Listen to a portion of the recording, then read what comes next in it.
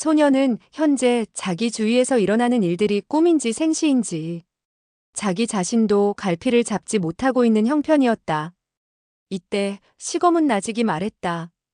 도련님은 전양주의 목숨을 살려주고 또 뼈까지 이어주었으면서 어째서 그를 짐승이라고 욕하는 것인가요? 그렇게 된다면 그는 다시 도련님을 뼈에 사무치도록 미워하게 돼요. 말을 해놓고 그녀는 흠칫해졌다. 왜냐하면 그의 안색이 괴이하게 변했으며 눈에 형형한 안광이 빛나면서 이상한 눈초리로 자기를 바라보고 있었기 때문이었다. 뿐만 아니라 금방이라도 자기에게 달려들 것 같지 않은가? 시검은 두려움으로 인해 더 이상 머무를 수가 없어 즉시 물러나오고 말았다. 소녀는 모든 것이 아리송하기만 해서 고개를 갸웃거렸다. 이상하군. 정말 이상하다. 그러다가 탁자 위에 그 흙으로 빚은 인형을 담은 나무 상자가 놓여 있는 것을 보고 중얼거리듯 말했다. 흙으로 빚은 인형이 이곳에 있었구나. 그렇다면 나는 꿈을 꾸고 있는 것이 아니군. 그는 나무 상자의 뚜껑을 열고 그 인형들을 꺼내 놓았다. 이때 그는 신공을 가까스로 연성하게 되어서 내력을 안으로 거두어들이는 것을 몰랐다. 자기의 힘이 얼마나 센지도 모르고 있었다. 평소처럼 가볍게 나무 상자 뚜껑을 열고 흙으로 빚어진 인형을 움켜잡게 되었는데 사그락거리는 소리와 함께 그 인형 겉면에 발라놓았던 가루와 흙들이 우수수 떨어졌다. 어이쿠 하는 소리와 함께 소녀는 속으로 애석하다는 생각을 했다. 그런데 겉면에 흙과 가루가 떨어지자 인형의 안쪽에 다시 칠을 한 나무 조각이 나타났다. 그는 아예 그 겉면에 발라놓은 흙들을 약간 벗겨보니 그 안에 있는 것도 사람의 모습을 어렴풋이 갖추고 있는 것이 아닌가. 그는 즉시 겉면에 발라놓았던 흙들을 모조리 벗겨버리고 말았다. 나무 조각의 몸에는 동백 기름이 칠해져 있었으며 검은 줄이 잔뜩 그려져 있었는데 혈도의 위치는 전혀 없었다. 나무 조각은 어찌나 정교한지 생동감을 주었다. 그런데 이 나무 조각의 인형은 입을 활짝 벌리고 크게 웃는 모양을 하고 있을 뿐 아니라 두 손으로는 배를 움켜잡고 있었다. 매우 우스꽝스러운 모습인데 본래 그 위에 흙으로 발라놓았던 모습과는 전혀 달랐다. 소녀는 속으로 크게 기뻐했다. 알고 보니 흙으로 빚은 인형 안에 이와 같은 나무 조각이 있었구나. 그런데 이 나무 조각들은 무엇을 하는 것일까? 어찌되었든 그는 흙으로 빚은 인형의 몸에 있던 혈도경맥을 모조리 외우고 있었기 때문에 하나하나 그 흙들을 벗겨버렸다. 아니나 다를까 흙으로 빚은 인형의 안에 각기 하나의 나무 인형이 들어있었다. 그런데 그 흙 속에서 나온 나무 조각들은 표정이 각기 달랐다. 어떤 것은 기쁜 표정을 하고 있는가 하면 어떤 것은 울상을 짓고 있었고 또 어떤 것은 크게 노한 표정을 짓고 있었다. 그런가 하면 어떤 목각은 인자한 얼굴을 하고 있기도 했다. 목각 인형 자체의 운기행공을 하는 노선은 흙으로 빚은 인형의 몸에 그려져 있던 그림과는 전혀 달랐다. 소녀는 속으로 생각했다. 이 목각 인형들은 정말 재미있구나. 이 목각에 있는 노선을 따라 내공을 연마해 보아야겠다. 이 울상을 하고 있는 얼굴은 연마하지 말아야지. 이와 같은 꼴은 보기 흉하니까. 그리고 입을 해벌리고 바보처럼 웃는 것도 좋지 않으니 빙긋이 웃는 이 목각을 연마해야겠다. 그는 가부좌를 틀고 단정히 앉았다. 미소 짓고 있는 목각 인형을 탁자 위에다 놓고 단전의 진기를 살짝 돋우자 즉시 나른한 감을 주는 기운이 끌어올랐다. 그는 목각 인형의 몸에 그려져 있는 선을 따라 내공의 기운을 각처의 혈도로 이끌었다. 그런데 그는 이 목각 인형들의 몸에 그려진 것이 바로 소림사의 선배 고승이 창안한 나한 복마 신공이라는 것을 전혀 모르고 있었다. 목각 인형은 바로 나한이라고 할 수 있었다. 이 신공은 불간의 공을 집대성시킨 것으로 심오하고 절묘하기 이를 데 없었다. 제일보인 섭심귀원만 하더라도 모든 잡념을 떨쳐버려야 했다. 모든 잡념을 떨쳐버리고 초연한 상태에 이른다는 것은 극히 어려워 10만 명 가운데 한 명 해낼까 말까 한 일이다. 총명하고 영리한 사람은 아무래도 생각하는 바가 많았고, 자질이 우둔한 사람은 그 가운데에 깃들여 있는 천갈래 만갈래의 오묘한 변화를 깨우치기가 힘들었다. 과거 이 신공을 창안한 고승은 세상에 총명하고도 순박한 자질을 두루 갖추고 있는 사람이 없다는 것을 잘 알고 있었다. 불문의 자질이 매우 뛰어나고 무력이 없는 인재가 없지 않아 있었다. 그들은 이와 같은 신공을 연마하게 된다면 무공에만 전념하게 되는데, 이는 또 불도의 실증에 큰 방해가 되었다. 불가에서는 탐, 진, 치 세 가지를 금기로 여긴다. 탐이라는 것은 바로 재물과 색을 탐하는 것이기도 하지만, 법열과 무공에 탐하는 것도 탐하는 것이라고 말할 수 있었다.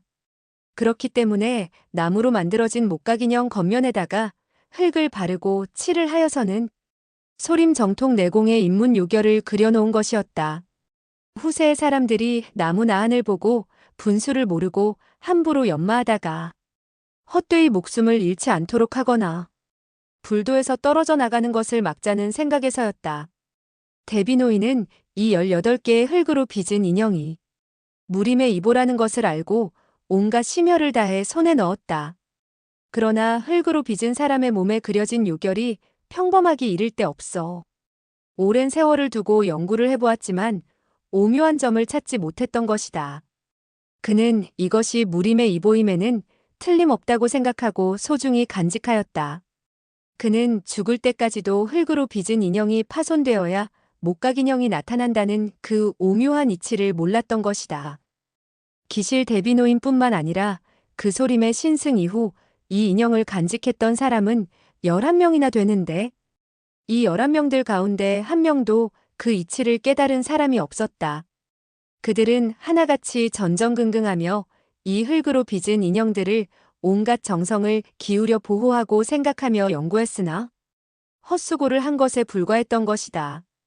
따라서 그들 11명은 모두 한을 품고 이 세상을 등지게 되었고, 커다란 의문을 품은 채 황토에 덮이게 되었던 것이다.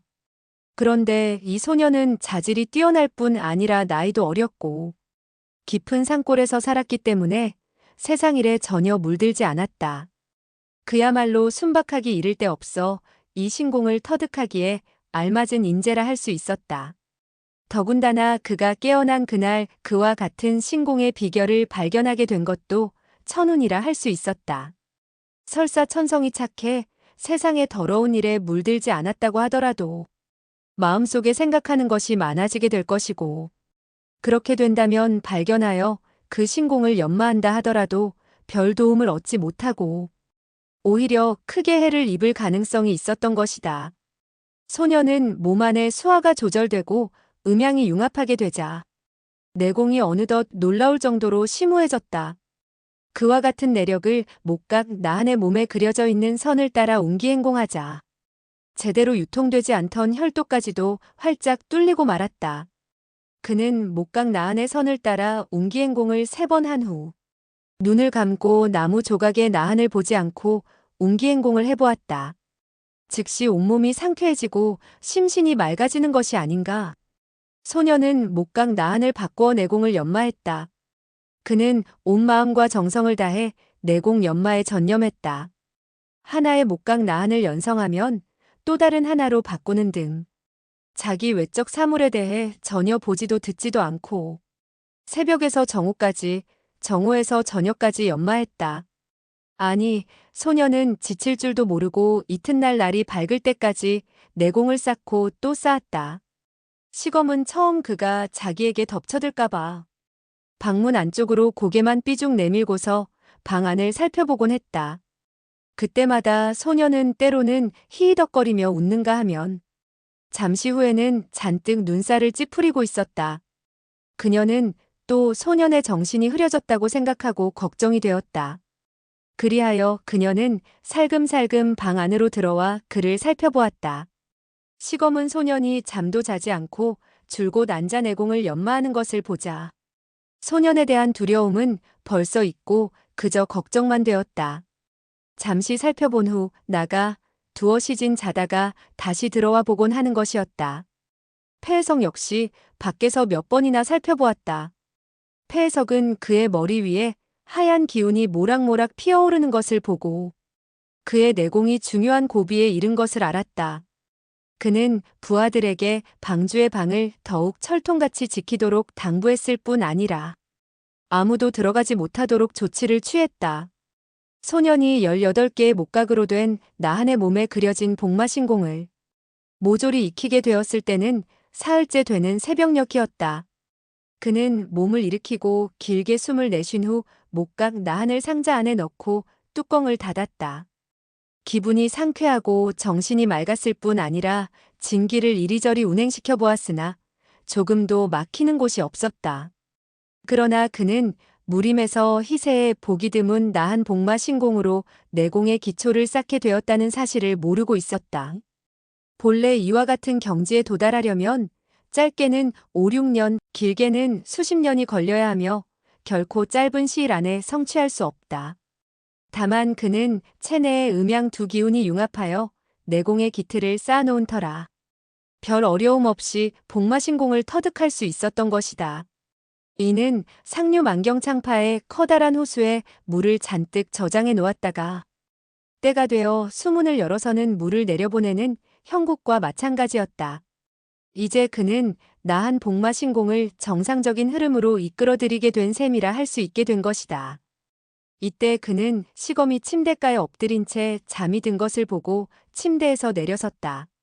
이미 중추절이 지나 있었고 8월 하순의 날씨인지라 약간 쌀쌀한 기운이 감돌았다. 그는 시검이 입고 있는 것이 얇은 것을 보고 침대 위에 이불을 끌어당겨 그녀의 몸에 덮어주었다. 그는 창문 앞으로 다가갔다. 청아한 향기가 화원에서 풍겨오는 것을 느끼며 그는 상쾌한 기분에 젖게 되었다. 갑자기 시검이 나직이 말했다. 도련님, 도련님, 죽이지 마세요. 소녀는 고개를 돌리고 물었다. 당신은 어째서 자꾸 나를 도련님이라 부르는 것이오?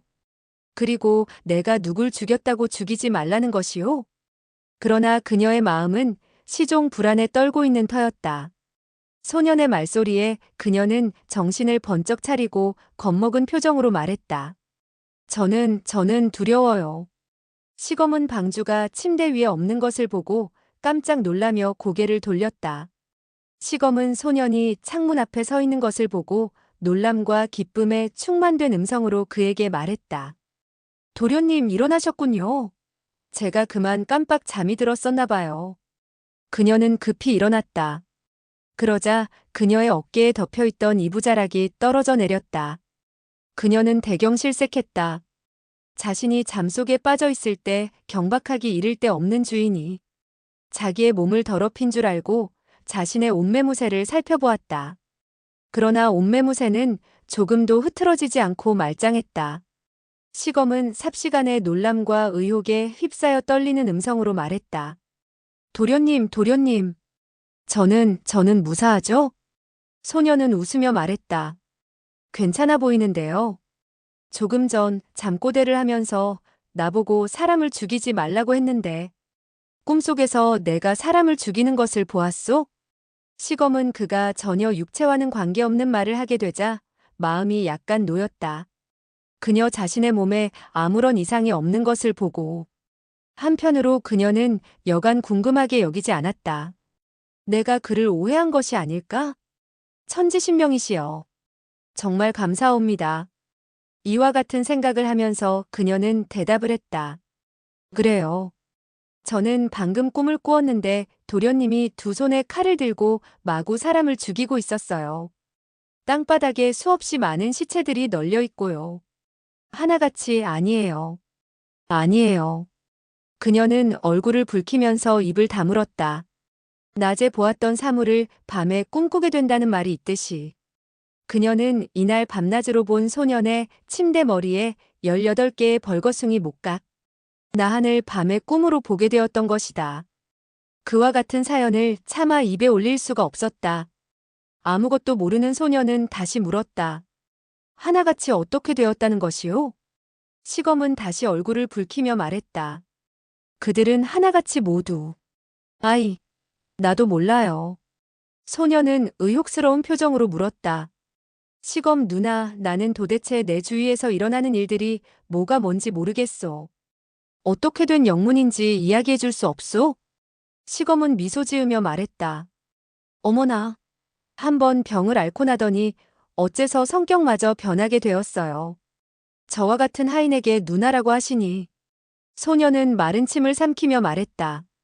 시검 누나는 어째서 나를 도련님이라고 부르며 자기 자신을 하인이라고 하는지 알 수가 없구려. 그리고 그들 백부님들도 나를 방주라 부르고 전형은 나에게 그의 철을 빼앗았다고 말하는데 도대체 어찌 된 노릇이오? 시검은 그를 잠시 바라보았다. 그의 안색이 진지한 것을 보자 결코 농담하는 것 같지는 않다고 생각했다. 도련님은 꼬박 며칠 동안 음식을 먹지 않았어요. 밖에 인삼죽을 끓여놓은 것이 있으니 우선 한 그릇 갖다 드리겠어요. 소녀는 그녀가 들먹이는 말에 갑자기 심한 허기증을 느꼈다. 그러고 보니 정말 배가 고프구려. 누나에게 어찌 수고를 끼칠 수 있겠소? 죽은 어디에 있소? 그는 음식 냄새를 맡고 웃으며 말했다. 아, 알겠소. 그는 문을 열고 밖으로 나갔다. 그의 침실 밖은 커다란 방이었고 방 한쪽 모퉁이에 조그만 화로가 놓여 있었다. 화로에는 숯불이 피워져 있고 그 위에는 조그만 솥이 얹혀져 있었는데 죽이 끓어 부글부글하는 소리를 내고 있었다. 소녀는 시검을 한번 바라보았다. 시검은 얼굴을 붉히며 말했다. 아, 죽이 모두 타고 말았군요. 도련님, 우선 욕이나 하세요. 그러면 그동안 다시 죽을 끓여드리겠어요. 그만 깜빡 잠이 들어 죽이 타서 풀을 쑤게 되었네요. 소녀는 웃으면서 말했다. 누룽지가 더 맛있는 법이요. 걱정할 것 없소. 그는 솥뚜껑을 열었다. 대뜸 탄내가 코를 찔렀다. 솥의 죽이 거의 다 새카맣게 타버린 것이다. 소녀는 죽을 한 숟가락 떠서 입으로 가져갔다. 인삼죽이라는 것은 본래 쓴맛이 있었다. 거기다가 연물도 넣지 않고 밑바닥이 타버려 더욱 쓴맛으로 변해 있었다. 소녀는 눈살을 찌푸리더니 한 모금 삼키고 고개를 저었다. 굉장히 쓰군. 그는 다시 한 숟가락을 퍼서 입안에 넣은 후 말했다. 정말 쓰다. 써. 시검은 급히 그의 숟가락을 빼앗으려 했다. 그렇게 눌었는데 먹어요? 그 순간 그녀의 손가락이 소년의 손등에 닿게 되었다. 소년은 숟가락을 놓지 않으려고 자연히 손에 힘을 주게 되었는데 그만 한 가닥 반탄력이 생기게 되었다. 순간 시검의 손가락이 튕겨졌다. 대경실색한 시검은 재빨리 손을 움츠렸다.